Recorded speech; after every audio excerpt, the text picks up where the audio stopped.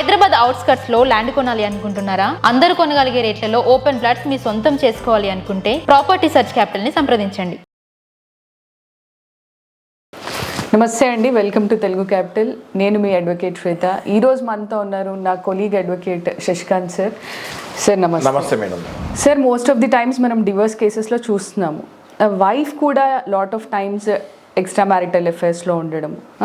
ఈ అడల్టరస్ రిలేషన్షిప్లో ఉన్నప్పుడు వైఫ్ హస్బెండ్ మెయింటెనెన్స్ ఇవ్వకుండా ఉండడానికి, ఇఫ్ అట్ ఆల్ ఆవిడ డివోర్స్కి వెళ్ళాలనుకున్నా కానీ, ఒకవేళ ఫస్ట్ హస్బెండే డివోర్స్ ఫైల్ చేసినా కానీ, how to skip that maintenance ఇవ్వకుండా ఎలా ఉండాలి?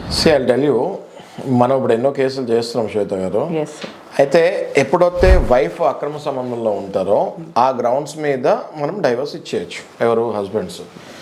నువ్వు డైవర్స్ ఇచ్చేటప్పుడు నేను ఇంకా మెయింటెనెన్స్ కానీ యాలిమనీ కానీ ఇవ్వకూడదు, మరి ఇవ్వకుండా ఎలా డైవర్స్ చేయాలన్నది మీ ప్రశ్న.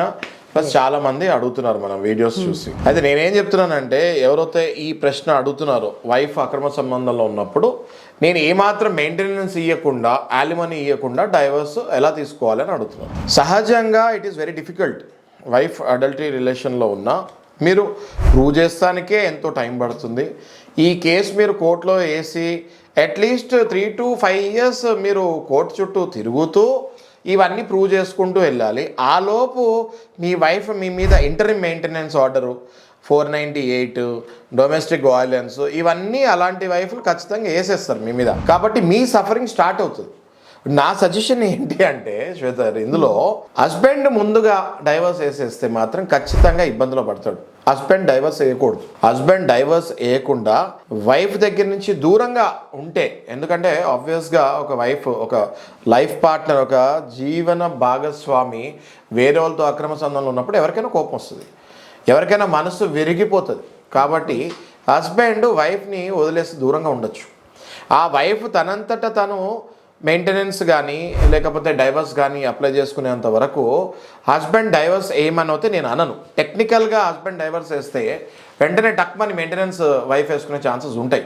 కాబట్టి ఆమెకి మీరు పనిష్మెంట్ ఎలా ఇవ్వాలంటే, ఆమెతో మీరు దూరంగా ఉండాలి, మీ లైఫ్ మీరు బతకాలి కొన్నాళ్ళు.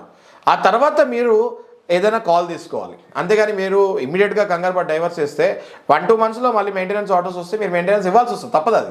ఇంకోటి కూడా ఉంది శ్వేత గారు, ఒకవేళ సరే ఆమె వైఫే ఒకవేళ డైవర్స్ వేసేస్తాము, మెయింటెనెన్స్ వేసేస్తాము, ఇంకా నాకు ఈయనతో వద్దు, నాకు వేరే పార్ట్నర్ దొరికాడని అన్యాయంగా హస్బెండ్ మీద డైవర్స్ వేసేసి మెయింటెనెన్స్ వేస్తుంది అనుకోండి, మీరు ఇమీడియట్గా హైకోర్టుకి వెళ్ళి స్టే తెచ్చుకోవచ్చు. మన దగ్గర క్లయింట్స్ ఉన్నారు అట్లా కూడా.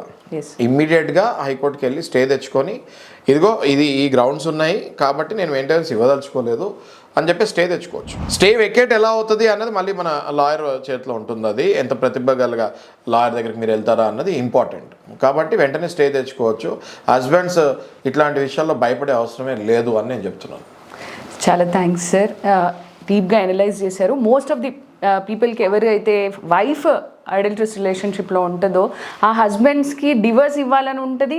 ద మినిట్ ఆయన డివోర్స్ అప్లై చేసిన వెంటనే లాట్ ఆఫ్ క్రిమినల్ కేసెస్ కానీ డీవీసీ కానీ 498 పడుతూ ఉంటాయి. సో ఇది చాలామందికి తెలీదు.